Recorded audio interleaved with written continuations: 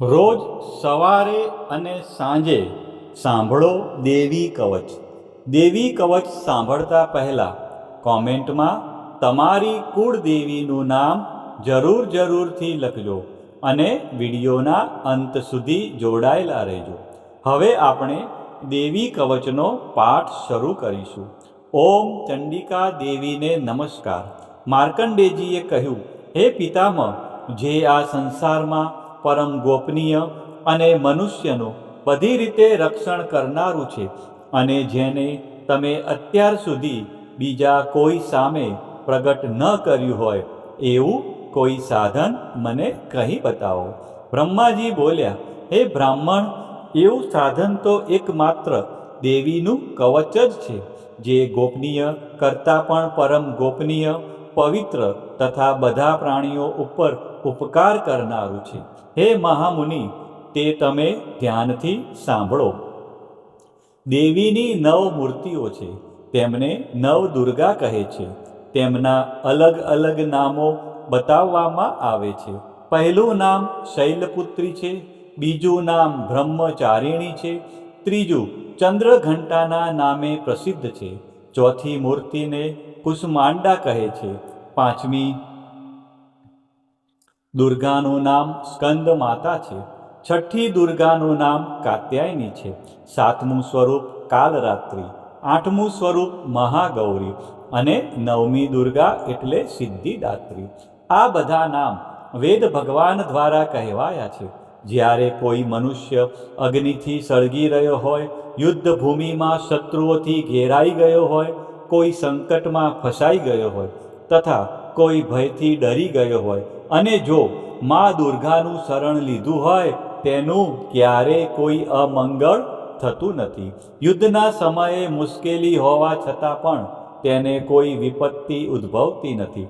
તેને શોક, દુઃખ અને ભય પ્રાપ્ત થતા નથી. જેમણે દેવીનું ભક્તિપૂર્વક સ્મરણ કર્યું છે તેમનો અભ્યુદય નક્કી છે.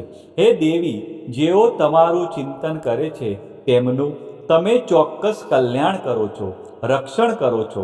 ચામુંડા દેવી પ્રેત ઉપર આરૂઢ થયેલા હોય છે અને વારાહી પાડા પર સવારી કરે છે. ઐન્દ્રીનું વાહન ઐરાવત હાથી છે, વૈષ્ણવી ગરુડ પર આવે છે અને માહેશ્વરી આખલા પર આરૂઢ થયેલા છે. કૌમારીનું વાહન મોર છે, વિષ્ણુપ્રિય લક્ષ્મી કમળ પર વિરાજમાન છે અને તેમના હાથમાં લાલ કમળ છે. આખલા પર આરૂઢ થયેલ દેવી ઈશ્વરીએ શ્વેત વસ્ત્ર ધારણ કરી રાખ્યા છે. બ્રાહ્મી હંસ પર બેઠેલા છે અને બધા જ આભૂષણો ધારણ કર્યા છે. આ બધી દેવીઓ માતાઓ યોગ શક્તિઓથી સંપન્ન છે, જેઓ અનેકવિધ આભૂષણો પહેરવાથી શોભે છે. તેમણે અનેક રત્નો ધારણ કર્યા છે, ક્રોધથી ભરેલી છે અને ભક્તોનું રક્ષણ કરવા રથમાં બેઠેલી છે.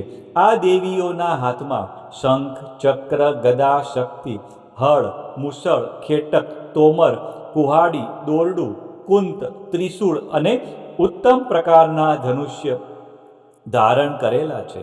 દૈત્યોના શરીરનો નાશ કરવો અને ભક્તોને અભયદાન આપવું, દેવતાઓનું હિત કરવું એ તેમના શસ્ત્ર ધારણનો ઉદ્દેશ છે. મહારૌદ્ર રૂપ, અત્યંત ઘોર પરાક્રમી, મહાબલી અને મહા ઉત્સાહયુક્ત હે દેવી, તમે મહાન ભયનો નાશ કરનારા છો. તમને મારા નમસ્કાર છે. તમારી સામે જોવું પણ મુશ્કેલ છે. શત્રુઓનો ભય વધારનારા હે જગદંબિકા, મારું રક્ષણ કરો. પૂર્વ દિશામાં ઐન્દ્રી શક્તિ મારું રક્ષણ કરે, અગ્નિ ખૂણામાં અગ્નિ શક્તિ, દક્ષિણ દિશામાં વારાહી તથા નૈઋત્ય ખૂણામાં ખગધારિણી મારું રક્ષણ કરે, પશ્ચિમ દિશામાં વારુણી અને વાયવ્ય ખૂણામાં હરણ પર સવારી કરનારા દેવી મારું રક્ષણ કરે, ઉત્તર દિશામાં કુમારી અને ઈશાન ખૂણામાં શૂલધારિણી મારું રક્ષણ કરે. હે બ્રહ્માણી, તમે ઉપરની બાજુએ મારું રક્ષણ કરો. હે વૈષ્ણવી, તમે નીચેની બાજુએ મારું રક્ષણ કરો. આ જ પ્રમાણે શબ જેનું વાહન છે તે ચામુંડા દેવી દસે દિશાઓમાં મારું રક્ષણ કરે. જયા દેવી આગળની બાજુએ અને વિજયા દેવી પાછળની બાજુએ રક્ષણ કરે. ડાબા ભાગે અજિતા દેવી, જમણા ભાગે અપરાજિતા દેવી મારું રક્ષણ કરે. ઉદ્યોતિની શિખાનું રક્ષણ કરે અને ઉમા દેવી મારા મસ્તક પર વિરાજિત થઈને મારું રક્ષણ કરે. માલાધરી દેવી મારા કપાળનું અને યશસ્વિની દેવી મારી ભમરોનું રક્ષણ કરે. ત્રિનેત્રા દેવી ભમરોના મધ્ય ભાગનું અને યમઘંટા દેવી નાસિકાઓનું રક્ષણ કરે. શંખીની દેવી બંને આંખોના મધ્ય ભાગનું રક્ષણ કરે અને દ્વારવાસીની દેવી કાનોનું રક્ષણ કરે. કાલિકા દેવી ગાલોનું તથા સાંકરી દેવી કાનોના મૂળ ભાગોની રક્ષા કરે. સુગંધા દેવી નાસિકાઓની અને ચર્ચિકા દેવી ઉપરના હોઠનું રક્ષણ કરે. અમૃતકલા દેવી નીચેના હોઠનું અને સરસ્વતી દેવી જીભનું રક્ષણ કરે. કૌમારી દેવી મારા દાંતોનું અને ચંડિકા દેવી કંઠ ભાગનું રક્ષણ કરે. ચિત્રઘંટા દેવી ગળાની ઘંટિકાનું અને મહામાયા દેવી તાળવાનું રક્ષણ કરે. કામાક્ષી દેવી દાઢીનું અને સર્વમંગલા દેવી મારી વાણીનું રક્ષણ કરે. નીલગ્રીવા દેવી કંઠના બહારના ભાગનું અને અન્નનલિકાનું કૌબેરી દેવી રક્ષણ કરે. ખગીની દેવી બંને ખભાઓનું અને વ્રજધારિણી દેવી મારા બંને બાહુઓનું રક્ષણ કરે.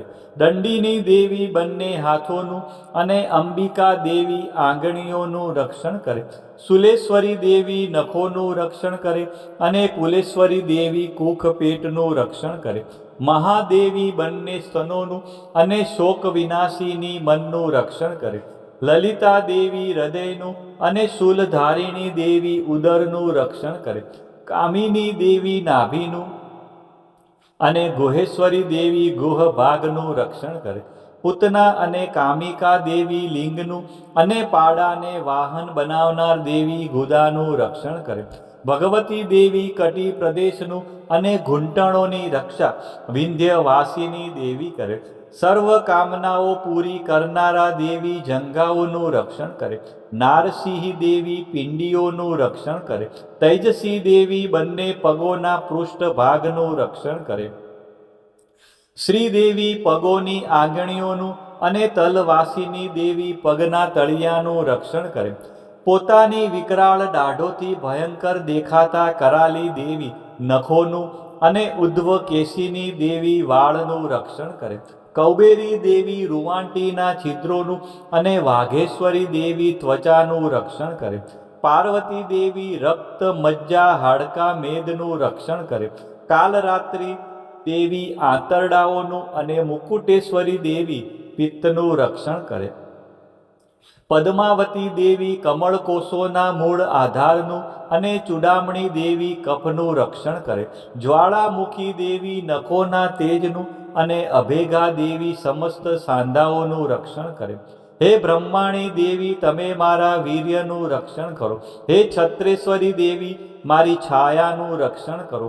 હે ધર્મધારિણી દેવી મારા અહંકાર મન અને બુદ્ધિનું રક્ષણ કરો. હે વ્રજ ધારણ કરનાર દેવી મારા પ્રાણ અપાન વ્યાન ઉદાન અને સમાનનું રક્ષણ કરો. કલ્યાણથી શોભતા હે દેવી મારા પ્રાણનું રક્ષણ કરો. યોગીની દેવી રસ રૂપ ગંધ શબ્દ અને સ્પર્શનું અને હે નારાયણી દેવી તમે મારા સત્વ રજ અને તમો ગુણનું રક્ષણ કરો. વારાહી દેવી આયુષ્યનું રક્ષણ કરે.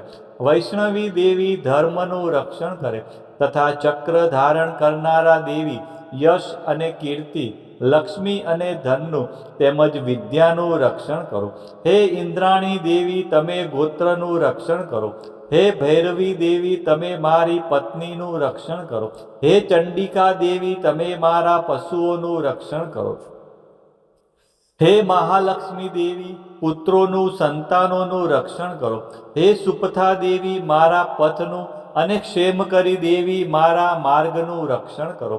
હે મહાલક્ષ્મી દેવી રાજદ્વારી કાર્યોમાં મારું રક્ષણ કરો તથા સર્વ બાજુએ રહેલા વિજયા દેવી ચારે બાજુ રહીને મારું રક્ષણ કરો.